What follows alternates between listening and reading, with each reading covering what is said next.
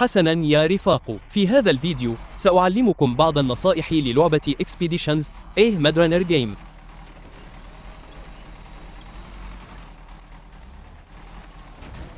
حسناً يا رفاق، إذن أول نصيحة سأقدمها لكم، وهي في الواقع نصيحة اكتشفتها للتو أثناء إعدادي لهذا الفيديو، حرفياً في منتصف العمل وجدت هذه النصيحة التي لم أكن أعرفها حتى. لذا إذا كانت لديك مركبة، وبالطبع الانقلاب لا يحسب ضمن هذا الأمر، ولكن إذا ذهبت إلى الخريطة ثم إلى الوحدات، فإذا كان لديك طائرة الشحن بدون طيار، هذه يمكنك تزويد مركبتك بالوقود من أي مكان على الخريطة. إذا نظرتم هنا، فإذا ضغطنا على باوند لدينا 120 في حامل السقف والمصد الأمامي وما إلى ذلك. لدينا 63 في شاحنتنا. لذا إذا ذهبنا إلى الخريطة وانتقلنا إلى الوحدات وضغطنا على هذه الطائرة، فستظهر رسالة: هل تريد تبادل المخزون مع القاعدة أو المواقع الخارجية من أي مكان؟ تضغط على الإجراء، وهو يسمح لك بالتزويد بالوقود أو الإصلاح أو الحصول على إطارات من الطائرة.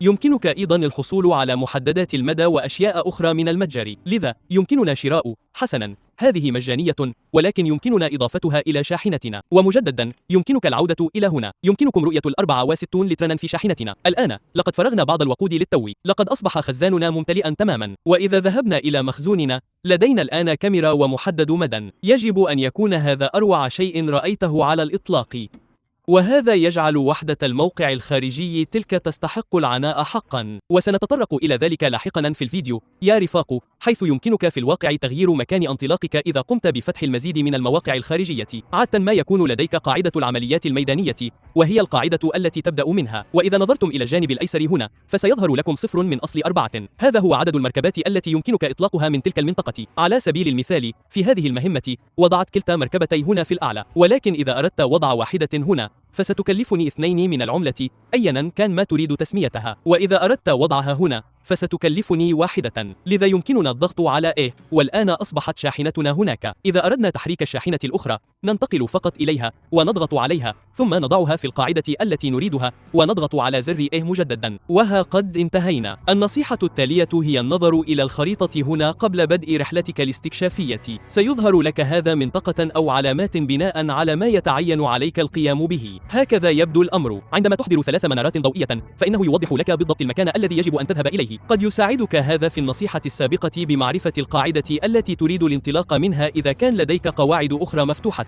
النصيحة التالية هي الضغط على زر واي على الأقل في وحدة تحكم إكس بوكس، وفي الأسفل جهة اليمين هنا ستجد خيار إظهار كل المكافآت. هنا يمكنك أن ترى أننا نحصل على احتياطيات طوارئ كبيرة لبعض الشاحنات. هذا هو المكان الذي يمكنك فيه رؤية نوع الترقيات التي ستحصل عليها أو ربما المراكز الخارجية، كما يحتوي على مكافآت مختلفة مثل الشاحنات أو المتخصصين أو الوحدات. يمكنك أيضا رؤية بعض الأشياء التي تحتاجها للحصول على المكافآت. النصيحة التالية تقع في نفس النطاق تقريبا. هنا على سبيل المثال يمكننا رؤية أن لدينا صندوق شاحنة بيك أب كمكافأة، هذا مخصص لشاحنة لودار. إذا كنتم تريدون صندوق لودار للبيك أب، يمكنكم النظر إلى هذا ومعرفة أننا بحاجة لإكمال مهمة الماء هو الحياة، وعلى هذه الخريطة لدينا مهمة الماء هو الحياة. حسنا، يخبرنا أننا بحاجة لإكمال مهمة النار القديمة، لذا دعونا ننتقل إلى النار القديمة. هنا تلك المهمة تقول إننا بحاجة لإكمال مرحلة الحجر، لذا دعونا ننتقل إلى مرحلة الحجر. تلك المهمة تقول إننا بحاجة لإكمال المقدمة، هذه هي المقدمة. المقدمة مفتوحة، والآن تعرف بالضبط الرحلات الاستكشافية التي يجب عليك القيام بها لفتح صندوق شاحنة لودار، ويمكنك فعل ذلك مع أي من الترقيات الأخرى إذا تمكنت من معرفة ماهيتها. يمكنك رؤية ما يتعين عليك فعله بالضبط للحصول عليها. حسناً، هذه النصيحة التالية ليست في اللعبة في الواقع. الكثير منكم يستخدم ماب رانر وهو معتاد على رؤية خريطة ماب رانر هنا. هذا الشيء مشابه تماماً، ولكنه من صنع شخص يدعى نيكيد ديف، وهذا سيخبرك بجميع أنواع المعلومات التي ترغب في معرفتها. على سبيل المثال، يمكنك النقر هنا على تحليل جغرافي غير ناجح. يخبرك هذا بأنه يفتح شاحنة كولي 293 إمباغ للشراء. إنه يوضح لك مواقع الترقيات. إنه في الواقع خريطة ثلاثية الأبعاد تفاعلية، يمكنك التكبير ويمكنك تدويرها. إنه مفيد للغاية، لذا أردت أن أريكم ذلك يا رفاق. هذا تغيير جذري في اللعبة. الخرائط ليست متاحة بعد على موقع ماب رانرز. جميع الخرائط تحتوي بالفعل على كل محتوياتها هنا بفضل نيكد ديف. لذا شكرا لام نيكد ديف على ذلك. فقط أردت استعراض هذا الأمر. يمكنك النقر على الإنزالات الجوية. سيوضح لك ما تحتوي عليه ونسبة الإنزال. لذا لديك فرصة 50% للحصول على خردة معدنية يحتوي على الجسور وكمية الأجزاء لإصلاحها وأيضا عوائق أخرى. هناك جميع أنواع الأشياء الأخرى التي يمكنك النقر عليها هنا. إذا كنت تريد النقر على الجسور والبوابات ومواقع الترقية والإنزالات الجوية وكل أنواع الأشياء من موقع الخريطة الرئيسي، إذا ذهبت إلى الزاوية اليمنى العليا انقر على الموارد ثم انتقل إلى الروابط الخارجية. هناك رابطان خارجيان مختلفان هنا، ولكن إذا نزلت إلى الخرائط ثلاثية الأبعاد وسنو ريندر فانقر عليها. هذه كلها خرائط سنو رانر. إذا نقرت على إكسبيديشنز فانقر على المنطقة التي تريد الذهاب إليها. يمكنك القيام بأي من تلك الثلاثة الموجودة حتى الآن، ويمكنك النقر على أي من الخرائط الأربع. سننقر فقط على ماونتن لاب في الوقت الحالي. ها نحن ذا. لقد تم تحميل خريطتنا ثلاثية الأبعاد، وستكون هناك بعض الجسور مثل هذا، وهو جسر مزدوج يكلف 150 بدلا من هذا الجسر الفردي الذي يكلف 75، وهذا يمكن أن يكون مفيدا جدا. على سبيل المثال هنا إذا نقرنا على هذه المهمة يخبرنا أننا سنحصل على رف السقف لمركبة تاترا فورس. ربما كنت تنظر إلى المهام وتساءلت لا أعرف من أين أحصل على رف السقف هذا. يمكنك النقر هنا والعثور على المهمة، والآن تعرف بالضبط أين يجب أن تذهب وماذا يجب أن تفعل ولأي مركبة يتم فتحه، بدلا من اللعبة التي تقول فقط رف سقف. وهنا شيء آخر مفيد، هذا أيضا ليس موجودا في اللعبة، لكنه جدول بيانات صنعه فلاد فالكان. هذا مخصص لام إكسبيديشنز ويحتوي على الكثير من المعلومات، ويمكنك النقر على شاحنة AFI 1960. هذه يمكنك رؤية أي شيء تقريبا تريد رؤيته. السعر، نظام الدفع الرباعي القابل للتحويل، وقفل الترس التفاضلي. يحتوي على الكثير من الأشياء الأخرى، يحتوي على معلومات حول الإطارات هنا والمحركات. هناك الكثير من المعلومات هنا، لذا أردت فقط توجيه الشكر له على ذلك وعرض هذا الأمر لكم يا رفاق. إذا كنتم مهتمين بأي من هذا النوع من الأشياء فيمكنكم إلقاء نظرة عليها، فهي تحتوي على أمور مثل أن رفع نظام التعليق يقلل متانة خزان الوقود من 125 إلى 50. لذا هناك بعض الغرابة في ذلك، ولكن إذا كنتم مهتمين حقا بهذا النوع من الأشياء فيمكنكم تفقدها. سأضع روابط لكليهما في الأسفل. إذن هذه الخطوة التالية ستوفر عليكم بعض المال. هذا مخصص عندما تذهبون في رحلة استكشافية أو تجول حر. لديكم حامل سقف أو يمكنكم الحصول على حامل سقف. يمكنكم الحصول على حوامل جانبية وأشياء أخرى، لكن يمكنكم رؤية عبارة ملء الفتحات بالأسفل. إذن هذه تسمح لكم بأخذ وقود إضافي وقطع غيار وعجلات. وإذا نظرتم هنا للشحن ليس لدينا شيء حاليا، ولكن إذا ضغطنا على هذا وأضفنا بعض الوقود سيكلفنا ذلك 500 لكل فتحة نقوم بملئها. بشكل أساسي قمنا بملء شاحنتنا باء 2000 أي وقود بقيمة 2000 عملة، وهو ما يعادل 200 لتر. ولكن إذا تراجعنا وذهبنا إلى أجهزتنا هنا ثم إلى الوحدات، يمكننا الانتقال إلى خزان الوقود إذا كان مفتوحا، سيكلف 4500، لكن يمكنكم إعادة استخدامه في كل مرة بالطبع. وهذا الخزان يحتوي على 300 لتر من الوقود، إذن هو يحتوي على 100 لتر إضافي من الوقود بشكل أساسي، وقود أكثر بنسبة 50%. أما الوقود الآخر إذا كان في صندوق الشاحنة فيجب عليكم شراؤه في كل مرة، لذا هذا سيعوض تكلفته في 3 رحلات استكشافية أو 3 جولات حرة، لأنكم ستدفعون 2000 للوقود و2000 مجددا، وفي المرة الثالثة إذا دفعتم 2000 مجددا فأنتم تدفعون أكثر من اللازم بشكل أساسي. هذا مخصص للوحدة فقط، وحدة الوقود، ولكن يمكنكم القيام بنفس الشيء مع الفتحات أيضا، وهذه الفتحات تعبأ في كل مرة تخرجون فيها في مهمة. إذن بالطريقة التي أعددنا بها هذا نحصل فقط على 30 لتر إضافي، ولدينا 100 نقطة قطع غيار إضافية، لكن هذه تعود في كل مرة. لذا إذا أردتم يمكنكم وضع 4 وحدات وقود، لكن ستحصلون على وقود أقل مما لو ملأتم صندوق الشاحنة، لكنه مجاني، إنه يعود في كل مرة. لذا أنصح بشدة بوضع تلك الإضافات على شاحنتك والتركيز على تلك الترقيات في وقت مبكر من اللعبة. لذا النصيحتان التاليتان هما مجرد طرق لكسب المال بطريقة غير تقليدية إذا جاز التعبير. إذا ذهبنا وضغطنا على مهمة استكشاف عشوائية يمكنك في الواقع القيام بذلك من داخل المرء الخاص بك. دعوني أتراجع للخلف لنذهب إلى المرآب، ثم دعونا نشتري مركبة جديدة هنا. سنشتري شاحنة دون 71. سعر هذه الشاحنة دون 71 إذا ضغطنا على بيع الآن هو 13,000. إذا ضغطنا على تخصيص ثم ذهبنا إلى الملصقات. من الواضح أنه سيتعين عليك فتح هذه الملصقات، ولكن إذا نقرت عليها يمكنك إضافة ملصق واحد للشاحنة، ثم في الأسفل يمكنك رؤية زر السابق أو التالي. يمكنك النقر للانتقال والنزول لأسفل وإضافة ملصق آخر، ثم التكرار لإضافة المزيد. من الواضح أنكم فهمتم الفكرة. لقد أضفنا 3 ملصقات. إذا تراجعنا وضغطنا على بيع الآن فقد أضاف ذلك قيمة $3000 إلى شاحنتنا، وهذا الأمر نفسه ينطبق على لعبة سنورنر، لكنني أردت تقديم هذه النصيحة السريعة لكم، لذا دعونا نتخلص من ذلك. حسناً، أريد منكم أن تنتبهوا إلى رصيدنا المالي في الزاوية العلوية اليمنى، لدينا 147 52، وإذا بدأنا مهمة المثلث الشرير هذه يمكنك فعل ذلك مع مهام أخرى كثيرة، لكني أردت فقط إظهارها في هذه المهمة لأن بقية المهام مقفلة أو مكتملة بالفعل. إذا نقرنا على هذه المهمة سنضغط على المكافآت لتكبير النافذة قليلاً، هذا يمنحنا دفعة مسبقة قدرها 6900. هذا المال مخصص للإنفاق على المستلزمات لبدء هذه المهمة، يمكننا شراء رافعة أو أي شيء نريده أو وقود أو كما قلت أي شيء حرفيا تريده. لديك ميزانية قدرها $6900. إذا أنفقت أكثر من ذلك فسيتم خصمها من دفعتك النهائية، أو ببساطة سيتم خصم 1000 أو $2000 قبل البدء، ثم ستحصل على 46000. ستحصل على نفس المبلغ في النهاية، هذا المبلغ 46، لكنك ستكون قد قللت مبلغك الخاص قليلا. إذن ما سنفعله هنا هو النقر على المهمة، سنقوم فقط بإخراج شاحنة عشوائية. مرة أخرى انتبهوا إلى رصيدنا المالي 147 52، ولن نفعل أي شيء لأننا في الواقع لن نكمل هذه المهمة. إذن كل ما سنفعله هو البدء في المهمة، سنقوم فقط ببدء المهمة. وإذا نظرنا إلى الأعلى يمكنك رؤية أن لدينا الآن 153952، وهو ما يزيد ب 6900 بالضبط عما كان لدينا سابقا، أي 147052.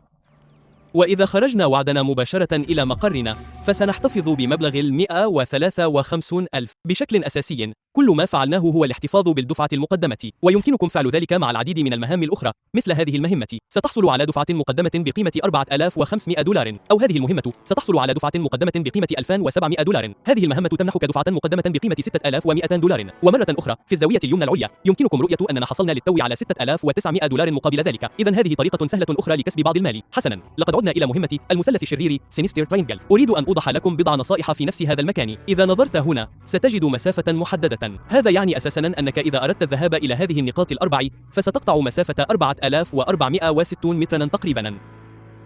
وإذا انتقلنا إلى شاحناتنا سنعود للخلف خطوة ونذهب إلى المرآب. بالتجهيز الحالي لهذه الشاحنة يمكننا قطع مسافة 1890 مترا، وهذا متاح لكل شاحنة على حدة، وهو أمر رائع حقا. وكما ترون بعض الشاحنات الأخرى مثل هذه واي التي تحتوي على كمية كبيرة من الوقود لديها 3 عبوات في الخلف، وأعتقد أن لديها 8 عبوات في الأعلى. لدينا بعض قطع الغيار على الجوانب، لذا يمكن لهذه الشاحنة قطع 3270 مترا بإعداد الوقود الحالي. هذا يعطيك فكرة جيدة عن المدى الذي يمكن لشاحنتك قطعه والمسافة التي تحتاج لقطعها في المهمة. قد تحتاج إلى العثور على بعض الإمدادات الجوية لتوسيع نطاقك، أو ربما تغيير تجهيزات شاحنتك، أو وضع المزيد من الوقود في الصندوق لزيادة المدى. لديك خيارات متنوعة، لكن أردت فقط توضيح ذلك. أردت أيضا الإشارة إلى نقطة أخرى هنا، أحيانا لا توضح اللعبة هذا الأمر جيدا، لكن مكتوب شاحنة شاحنتان. إذا ضغطنا هنا مرة أخرى يمكننا إضافة لنقل أكتون، ثم نخرج ونختار واحدة أخرى، وسنختار أفيم AFAM، ويظهر لنا أننا نستطيع البدء من هنا. لكن إذا انتقلنا إلى هذه المهمة وأضفنا شاحنة ثالثة سندخل كوكو كانيون. لم يعد بإمكاننا البدء، لقد تم حظر هذا الخيار الآن، وينطبق الأمر نفسه أيضا إذا كان لدينا شاحنة رابعة. لكنني أردت فقط أن أوضح أنني كنت في حيرة أحيانا من سبب عدم السماح لي بالنشر أمامه. لكن مجددا يوضح هذا المسافة التي يمكنك قطعها بكل شاحنة بالأمتار. النصيحة التالية تتعلق بما يمكنني اعتباره شخصيتين قويتين للغاية يمكنك الحصول عليهما لفريقك. الأول هو عالم هيدرولوجيا تحصل عليه مباشرة في البداية، اسمه أنور فارسي، ويتمتع بحماية 100% من أضرار المياه، لذا لا يتضرر محركك عند الدخول في الماء، وهو أمر مفيد جدا حقا. أود القول إنه يستحق ذلك في كل مرة. تكلفته 600 فقط، وكما تعلمون يا رفاق لقد أريتكم للتو بضع حيل لكسب المزيد من المال إذا أردتم القيام بذلك بهذه الطريقة. هناك طرق أخرى أسهل وأسرع لكسب المال، لكن هاتين الطريقتين غالبا لن يتم إصلاحهما أو إيقافهما على الإطلاق. الشخصية الأخرى ضمن المشغلين هي هذه الفتاة، ولا أريد تخريب نطق اسمها لذا لن أقوله، لكنها تضيف 200 متر لمسافة الطائرة المسيرة و20 مترا إضافية للارتفاع، وهو أمر مفيد حقا. بمجرد اختيارها كشخصية لن تعود للوراء على الأرجح، لأن الحصول على ذلك المدى الإضافي البالغ 200 متر أمر مذهل. فعادة يمكنك الذهاب لمسافة 80 مترا تقريبا، ولكن بوجودها يمكنك الوصول إلى 280 مترا. ومسافة الارتفاع أيضا لا تبدو كبيرة عند الانتقال من 30 إلى 50 مترا، لكنها تصنع فارقا بكل تأكيد، خاصة إذا كنت تحاول الاستطلاع فوق جبل أو ما شابه. في العادة قد ترفع طائرتك المسيرة للأعلى ثم تحاول العبور فتصطدم بالجبل، بينما معها قد تتمكن من تجاوز ذلك الجبل، ومن ثم يمكنك بوضوح قطع مسافة أبعد لاستكشاف المنطقة بأكملها. كلتا الشخصيتين مفيدتان للغاية. هناك العديد من المشغلين الآخرين، لكنني لن أتطرق إليهم حقا. حسنا، وهناك نصيحة أخرى لدينا هنا، وهي في الواقع آلية جديدة في اللعبة. أحيانا قد تصل إلى حافة منحدر، يمكنك على الأرجح إيجاد طريق بديل، لكن إذا لم ترغب في ذلك يمكنك أحيانا دفع الشاحنة بدلا من سحبها، ويمكنك شق طريقك نوعا ما إلى أسفل جانب المنحدر، وهو خيار رائع جدا ومتاح للقيام به. يجب أن تكون حذرا إذا كانت لديك شاحنة أكبر، لأنك إذا تحركت بشكل جانبي أو ما شابه فقد يتوقف محركك عن العمل. لكن إذا كان لديك كشاف فلديك رافعة تلقائية، لذا يمكنك دخول مواقف مجنونة نوعا ما. لكن أجل، أردت فقط توضيح ذلك. يمكن أن يكون ذلك خيارا متاحا.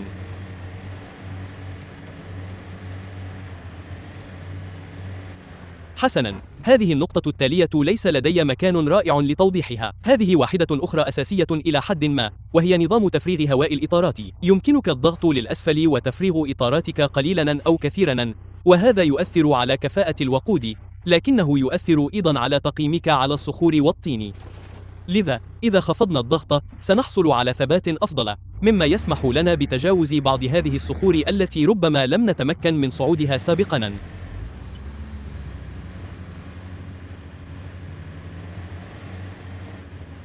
حسنا، النصيحة التالية هنا هي إذا انقلبت شاحنة الكشاف، وبما أنها تمتلك رافعة تلقائية، يمكنك الذهاب إلى مخزونك ووضع مرساة بجانبك، ثم يمكنك استخدام الرافعة عليها وستعيدك إلى وضعك الطبيعي. لذا يمكن أن تكون المراسي مفيدة للغاية إذا كان لديك شاحنة كشاف. إذا لم يكن لديك شاحنة كشاف فهي لا تزال مفيدة، لكن امتلاك تلك الرافعة التلقائية يعني أساساً أنه يمكنك تعديل وضع الشاحنة في أي وقت طالما لديك بعض المراسي معك. شيء آخر أردت أن أريكم إياه هو عندما تكون في قاعدة كهذه.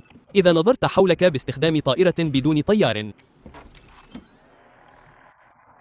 مثل هذه فسوف تستكشف المنطقة، لكنها ستظهر بلون رمادي مائل للسواد. صحيح، لقد قمنا بذلك بالفعل، ولهذا السبب يظهر كل هذا بلون رمادي. ولكن إذا كان لديك واحدة والتي نمتلكها بالفعل هنا فهي تخبرك باستكشاف المنطقة. لقد وصلنا إلى 78% هنا، يمكنك رؤية معظم ذلك. لذا إذا كان لديك مهمة استكشاف منطقة فهناك بضع طرق مختلفة يمكنك القيام بها. الطريقة الأولى هي بالطبع قيادة السيارة في المنطقة بأكملها. الطريقة الثانية هي إطلاق طائرة بدون طيار والطيران فوق أي مكان، فهي تغطي منطقة صغيرة تماما مثل مركبتك وستوسع نطاق المنطقة التي اكتشفتها. كمثال هنا نحن نوعا ما عند حافة المنطقة التي استكشفناها، هذا يبعد حوالي 45 مترا فقط. في الواقع إذا تحققنا من المسافة لا أعتقد أننا سنحصل على المزيد من النطاق، لكن هذا ماذا يساوي؟ 260. أعتقد أنه شيء من هذا القبيل، أقل قليلا. حسنا، نحن عند 186، لذا ينبغي أن نكون قادرين على الطيران في هذا الاتجاه العام تقريبا، ويفترض أن يؤدي ذلك إلى توسيع المنطقة المستكشفة، وقد يدفع حتى المنطقة الرمادية الداكنة للخارج. لذا سنرى ما سيحدث. سنطير مباشرة نحو هذه النقطة. حسنا، لنعد إلى الخريطة. لقد وسعت هذه المنطقة بالتأكيد، رغم أنه من الصعب معرفة ذلك نوعا ما. يبدو أنها دفعتها من هنا ربما لتصل إلى هذا المدى الأبعد قليلا. صحيح، لقد دفعت المنطقة الرمادية إلى الخارج ووسعت المنطقة الفعلية التي اجتازتها ووضحتها. وما أردت أن أوضحه لكم باستخدام المنظار هذا ينطبق على البحث عن المناطق، ولكنه ينطبق أيضا إذا أردنا فقط النظر حولنا. نحن في منطقة منخفضة هنا، لكن إذا نظرنا حولنا بالمنظار فسترون الخريطة تتغير كثيرا بمجرد عودتنا. لذا سنلقي نظرة سريعة فقط.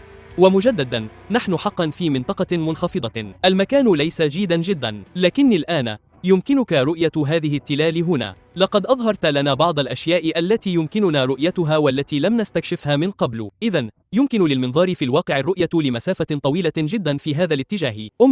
يمكن للمنظار أن يمنحكم المزيد من المساحات التي لم تمروا بها من قبل، وكما ترون، فهو يمتد لمسافة طويلة. هذه مجرد المسافة التي يمكننا الرؤية منها. لا أعرف ما هو النطاق الفعلي، وفي الواقع قد يكون هذا هو النطاق. يمكنكم ملاحظة نمط دائري نوعا ما حول المكان الذي نظرنا إليه. لذا، نعم، أود أن أقول إن النطاق حوالي 250 إلى 260 مترا. هذا شيء آخر لم أكتشفه على الفور. كنت أتساءل لماذا لا يعمل نظام تفريغ الإطارات أحيانا. الآن، إذا ضغطت للأسفل، فهو لا يعمل لأن شاحنتي مطفأة. لذا، إذا قمت بتشغيلها وضغطت للأسفل، فإنه سيعمل الآن. ينطبق هذا على جميع الإضافات تقريبا، لكن أردت فقط الإشارة إليه. وأخيرا، أردت أن أريكم هذه النصيحة الأخيرة. إذا ذهبت إلى مناطق وحدات البناء هذه، فستجدها في معسكرك الأساسي. يمكنك النقر هنا، وسيسمح لك ببناء ورشة عمل، ومستودع، وطائرة شحن بدون طيار، ومخزن أساسي، وموقف سيارات موسع. طائرة الشحن بدون طيار هي التي أشرنا إليها في بداية الفيديو. إنها توفر لك 300 لتر. إنها باهظة الثمن حقا لأنك، حسنا، يمكنك الوصول إلى أي مكان على الخريطة. لذا،